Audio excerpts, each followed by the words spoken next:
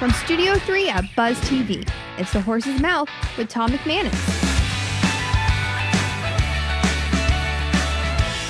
All right, welcome back to The Horse's Mouth here on Buzz TV. Of course, at Tommy Mac's place, we got a full bar for this week's show, and David Sillick is back to lead the way. Hey, David, how are you, my man? Doing great. You got a great group here. We're well diversified. Patty Keenan from Miller Electric Company is here. Hi, Patty. Hi, nice to see you. Great to have you at the bar. Thank you. Miller Electric, gosh, it's like an iconic business name here in Jacksonville. It really is. It's iconic all over the country. Yeah, you're right. You're right. I just know from being here, but man, they've been a fantastic, and I know you're very connected to our hometown Jags, which we'll get into, which is totally awesome. RJ DeBee from CBRE is here. Welcome. How are you, RJ? Yeah. How long you been in the real estate side of things? About 10 years. Okay. Where are you from?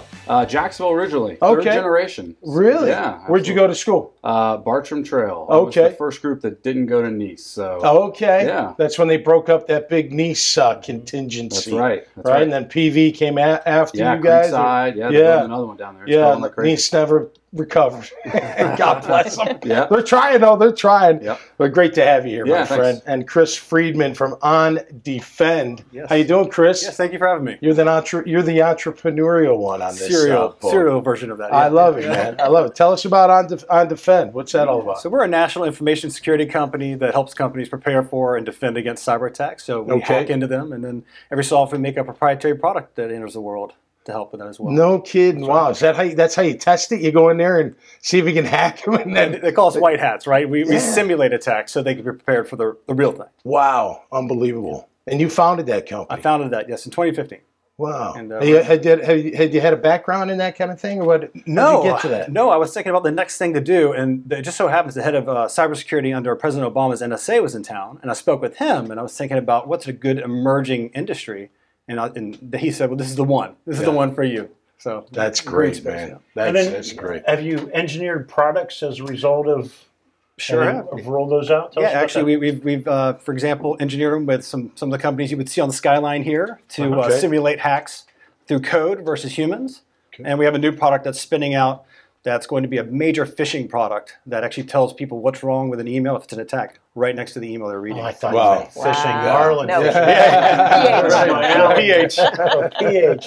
Okay. That's fantastic. Patty, tell us about Miller Electric. You know what? I know you're associated with the Jags. You do all the lighting there. Tell us a little bit more about everything you guys are. Miller started in 1928, so we're about a 93-year-old company, wow. and started as just a small lighting store somewhere here in Jacksonville. Yep. And now we consider ourselves an electrical technology company. Okay. And we work with companies where their reliance on power and information systems is critical. So like data centers, hospitals, like we do scoreboards. Yeah. You know, for a lot of what we do, it's life and death if the electrical system doesn't work. Wow. So the scoreboards, it's up for debate whether that's light or death. That's evolving. I mean, you're evolving with the times, absolutely, right? So smart. You have to. Yep. Now, Patty, what's a chief learning officer do? Is that a new role at Miller? It is new. Yes. Okay. Thanks for asking.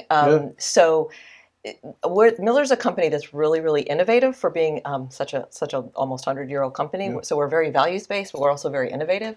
So what we're realizing is as the way things are changing, such as with cybersecurity, we have to stay up with what's happening. So we have what we call a learning organization.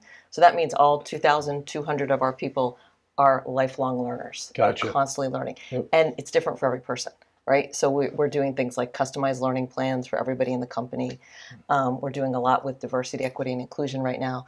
Okay. We take a really holistic approach to learning. We've done things like date nights for people so that they can connect better with their spouses. Nice. We do mental health awareness. We take care of people overall. And your background is in coaching. Yes. Yeah. So, okay. Yeah, I started my career at GE right out of college and worked there for 12 years in 7 different jobs all over the country. And then I wanted to stay home with my kids. So I started my coaching business, and I was able to do that from home. Great. And so I have 3 kids now, and was able to have a lot of great clients like Miller Electric. Yep. So where'd you go to college? Albany, SUNY Albany. Yeah, up in New York. Yeah, I've been there. Absolutely. We had a running back at Boston College from up there. So we used to go to Boston College for fun on weekends. Oh, yeah, I bet. It's an easy drive on the turnpike, you know? Yeah, no kidding. RJ, tell us about your role and what you're doing over there. Yeah, so CBRE is the world's largest real estate services firm, over 100,000 employees globally. The group that I work with focuses on valuation and advisory services for senior housing and healthcare. Okay, all investment properties or just mostly M&A or whatever needs to be evaluated? Yeah, so we do appraisal services generally with banks, lending institutions, but also do due diligence, consulting, litigation support, all kind of services. So when you're doing valuation, is your role just on the property asset itself? Or are you looking so uniquely for us, we do all of it. So we value the real estate, the business, and the equipment all in one because that's how they're traded. And so we look at all facets of the business. Any one particular strategy you like better to evaluate? So for us, it's all income. It's all based on the income, because we're valuing the business. So we're certainly looking at a cost EBITDA approach. Is that what it comes down to? Yeah, exactly. Yeah, NOI. That's exactly what we're looking for is the ability for that property to produce income, and then what the risk level is with that income, and we'll ultimately get into a value. I'm curious. Has there been a change in valuation models and strategies since COVID with the PPP? Sure. Yeah. Well, it's certainly been impacted, right? Yeah, absolutely, with the business, and so all of that factors into the bottom line with higher expenses. We certainly saw a period in the second quarter of last year where transactions, went completely pencils down on deals, as the world kind of got their arms wrapped around what was going on in the industry. Certainly have bounced back better than we had thought. This is a need, for the most part, a need-based service for people that are going into those. And so just like hospitals and other healthcare assets, they were all able to bounce back pretty quickly just because people need those services. Right.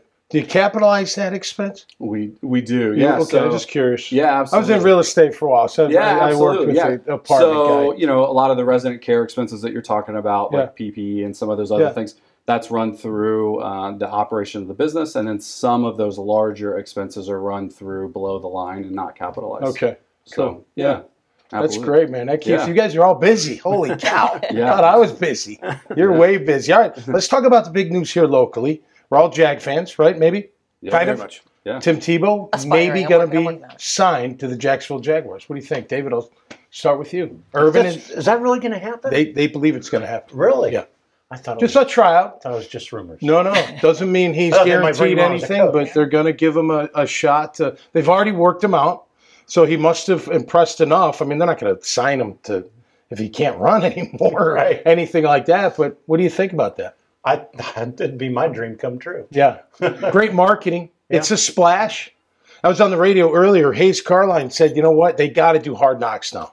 They have to. Rookie head coaches don't have to do that HBO special. But he's like, Khan should make him do it. Like, you got it now. I'm like, that does make a lot of sense. Brings a lot of exposure. Sure does. Exposure's a good thing, right? Very much. That kind, especially from Tim Tebow here in Jacksonville. No one else is going to sign Tim Tebow.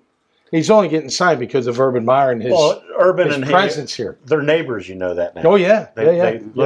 Urban bought a house literally about a block from Tim's house in Glen. Yeah, no, I saw that. You can always roll them into some kind of role inside the organization. Yeah, right. If you like it. What do you think? Yeah, like we said on the radio today. So I think, him coming in and kind of setting a tone, he obviously knows Urban Meyer, his work ethic. So I think there's a good fit there. And like you said, I don't think it's hurting anything to have him on the roster now. If he makes the team, great, and he can help us. And if not, he's certainly helping set a tone for the team. I heard on the radio, a different radio station, who said it? No, it was on today, but it was Jeff Darlington said there's no upside. And I think it's all upside. Yeah. Like, what do you have to lose? If he doesn't make the team, who cares? Like, he doesn't make the team. Well, best case he plays, worst case he's the best hype man in the business. Right. It'll be inspiring in the locker room. Here's the risk. Trevor Lawrence throws his first interception, and the crowd starts chanting, Tebow, Tebow. They might chant Gardner before Tebow if he's still here. I think that's I don't know. I think Tim realizes he's not playing quarterback in the National Football League, but maybe he can do something else. But it got me thinking with upside when you're hiring people, when you're looking at people, how much does that come into effect in business? What would you say? Well, if we're still on Tim Tebow, I would hire him in a minute. I have not met him, but I've heard he's a really good person. He is a very good person. And a good leader. And I think if I were Trevor Lawrence, I'd want to have him as my mentor. Nice. So that's how I'd look at it. I also like when people reinvent themselves. So that'd be pretty cool for Tim. Yeah, no doubt. No doubt. What do you think?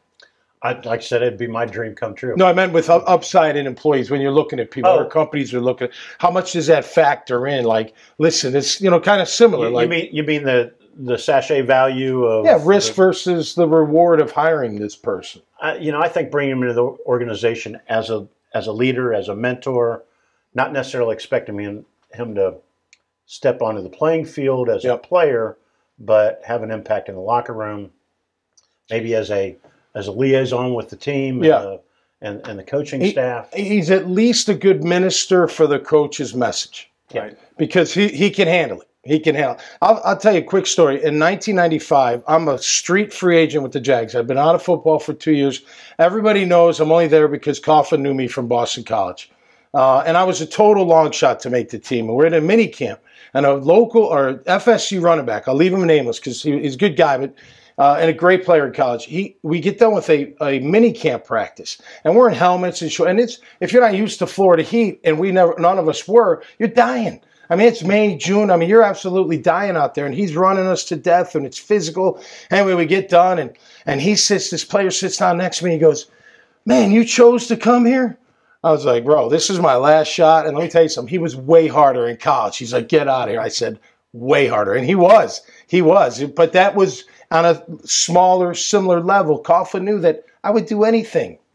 Tim's going to do anything Urban Meyer asked him to do, and it could be as simply as people watching him work out in the weight room thinking, "Man, I better get in the weight room." Yeah. Or you know what? The way he treats the medical staff, that's how you're supposed to do it, or whatever it may be. So to me, it's all upside. If he makes a team and he's a productive player, it's a huge win for everybody.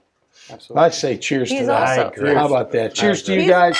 Thanks for being here.